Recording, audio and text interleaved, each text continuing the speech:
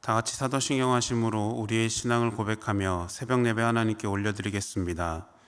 전능하사 천지를 만드신 하나님 아버지를 내가 믿사오며 그 외아들 우리 주 예수 그리스도를 믿사오니 이는 성령으로 잉태하사 동정녀 마리아에게 나시고 본디오 빌라도에게 고난을 받으사 십자가에 못 박혀 죽으시고 장사한 지 사흘 만에 죽은 자 가운데서 다시 살아나시며 하늘에 오르사 전능하신 하나님 우편에 앉아 계시다가 저리로서 산자와 죽은 자를 심판하러 오시리라.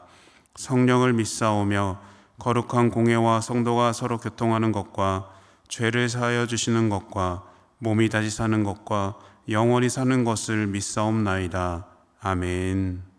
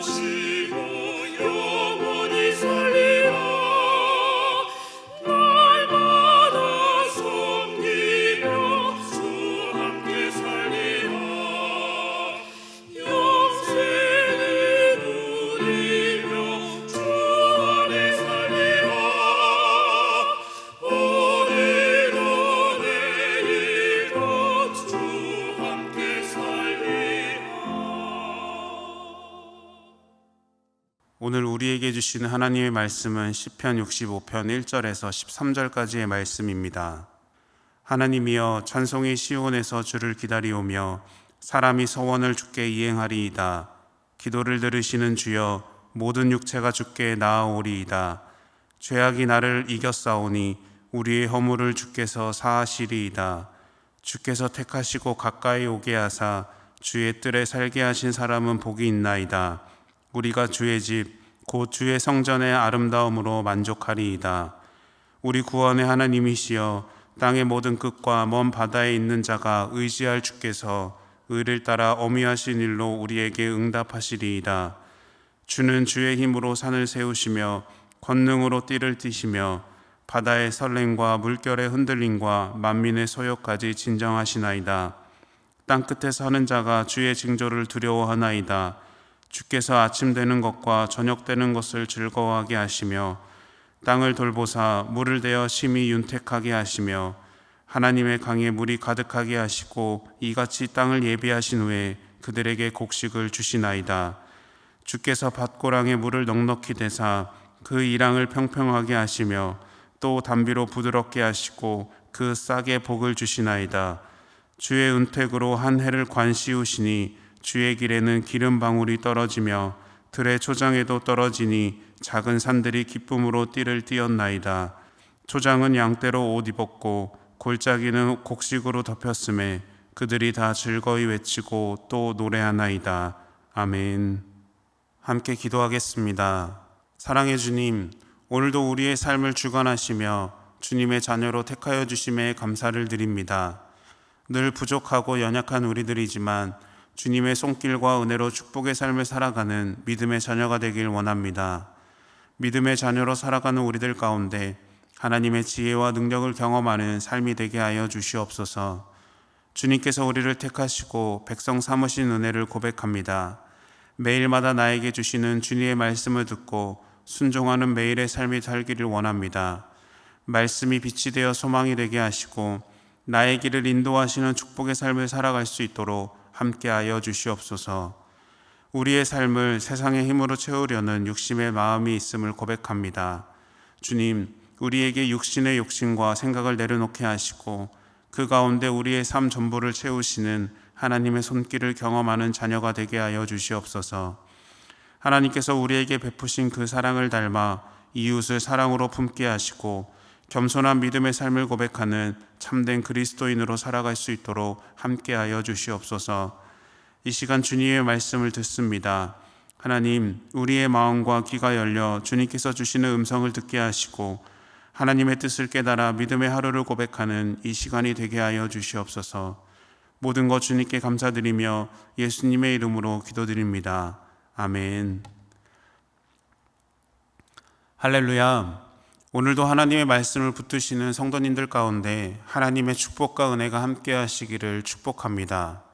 매일마다 이끄시는 주님의 손길로 순종의 삶을 고백하는 자녀가 되기를 축원합니다. 오늘은 하나님 한 분이면 충분합니다 라는 제목으로 말씀을 나누고자 합니다. 감옥과 수도원의 차이에 대한 이야기가 있습니다. 들어보신 적이 있으실 텐데요. 감옥과 수도원은 고립이라는 비슷한 점이 있지만 그 내용에 있어서는 엄청난 차이가 있다고 합니다. 이 차이에 대해 미국의 데이비드 소포 목사는 다음과 같이 말했습니다. 감옥과 수도원의 근본적인 차이는 단지 불평하느냐 아니면 감사하느냐의 차이일 뿐이다.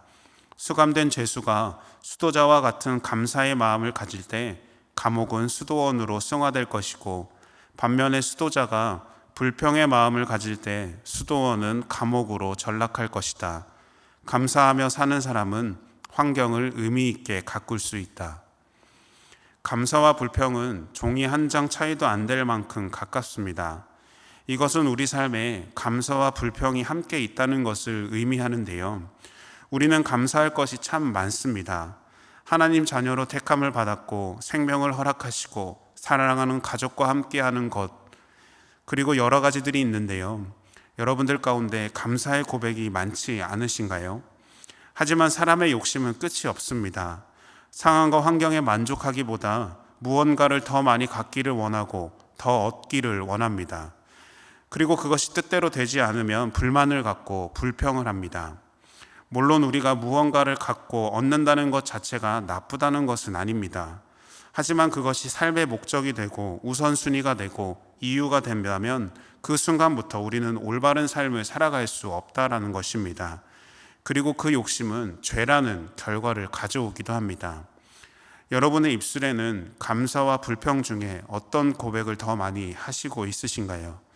어떤 상황과 환경 속에서도 감사의 고백을 드리고 있으신가요? 아니면 불평과 불만의 고백을 하고 있으신가요? 우리가 읽은 다윗의 시편을 보면 우리와는 다른 모습을 보게 됩니다. 다윗의 삶에는 감사한 시간도 있었지만 살기 힘들고 어려운 시간들도 함께 있었습니다. 하지만 다윗은 어떤 상황과 환경 속에서도 늘 감사의 고백을 드렸다는 것을 보게 됩니다. 시편에는 오늘 본문을 포함해서 29편의 감사 예배시가 기록되어 있습니다. 이런 감사시들의 특징은 특별한 절기나 안식일 예배 때에 불려졌던 노래라는 것인데요. 오늘 본문에도 다윗의 시 인도자를 따라 부르는 노래라는 표제어가 붙어 있고, 그 표제어를 볼 때 온 회중이 함께 부르며 감사하는 노래였다라는 것을 우리는 알 수 있습니다. 특별히 오늘 시편 65편은 우리의 추석처럼 온 이스라엘 백성들이 추수하는 시기에 하나님께서 풍성한 수확을 주신 것에 감사하며 불렀던 찬양시입니다.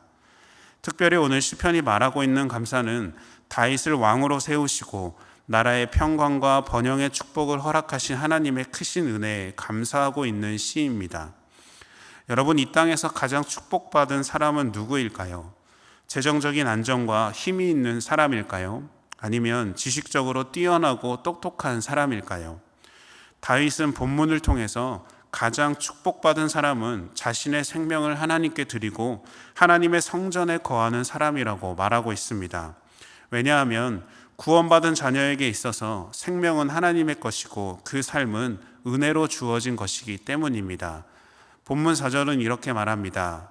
주께서 택하시고 가까이 오게 하사 주의 뜰에 살게 하신 사람은 복이 있나이다. 우리가 주의 집 곧 주의 성전의 아름다움으로 만족하리이다. 하나님은 우리를 택하셨습니다. 택하셨다라는 단어는 시험하다라는 뜻이 있는데요. 이것은 하나님께서는 당신의 백성을 아무렇게나 선택하지 않으셨다라는 것입니다. 이 땅 가운데 살아가는 모든 사람들 가운데 하나님께서 우리를 특별히 선택하셨고 그 택하신 자녀를 하나님의 품으로 이끌고 계신 것이죠. 그 은혜를 입은 자들이 하나님 안에서 예배하며 믿음의 삶을 사는 우리들입니다. 하나님은 우리들에게 큰 축복을 주셨습니다. 그 축복이 무엇이겠습니까? 본문 3절을 세 번역으로 보면 이렇게 되어 있습니다. 저마다 지은 죄 감당하기에 너무 어려울 때에 오직 주님만이 그 죄를 용서하여 주십니다. 아멘. 바로 죄사함의 축복, 구원의 축복입니다. 우리는 죄를 짓습니다. 그리고 내가 알고 있는 것들이 옳다고 여기는 어리석은 사람들입니다. 세상에 있는 그 무엇도 우리의 죄를 씻겨줄 수 없고 그렇게 어둠 가운데 살아갈 수밖에 없는 사람들이 우리들입니다. 그런데 우리는 빛 대신 하나님을 통해 구원을 받았습니다. 죄사함을 받고 하나님의 자녀가 된 것이죠. 다윗은 그 사실을 알았기에 우리를 값없이 구원하시고 하나님 안에 거하게 하신 하나님을 찬양하고 감사의 고백을 드리고 있는 것입니다. 이런 축복을 경험하는 우리들인데 우리가 무엇을 더 바라고 원해야 할까요? 우리는 하나님 한 분이면 충분한 삶을 살고 있는 것입니다. 고린도전서 6장 19절에서 20절은 이렇게 말합니다. 너희 몸은 너희가 하나님께로부터 받은 바 너희 가운데 계신 성령의 전인 줄을 알지 못하느냐? 너희는 너희 자신의 것이 아니라 값으로 산 것이 되었으니 그런즉 너희 몸으로 하나님께 영광을 돌리라. 아멘. 우리는 하나님으로부터 빚진 자들입니다. 그리고 하나님은 우리의 주인 되시는 분입니다. 그렇다면 우리는 어떻게 살아야 하겠습니까? 우리는 하나님의 영광을 위해 쓰임받도록 준비된 자로 살아야 할 줄로 믿습니다. 우리는 하나님께서 택하신 자녀들입니다. 우리가 항상 생각해야 할 것은 나는 하나님의 것이다 라는 이 생각입니다. 우리가 하나님의 것이기 때문에 하나님께서 우리의 모든 것을 살피시고 가장 선하게 인도하시고 축복의 길로 이끄신다라는 것을 분명히 기억해야 합니다.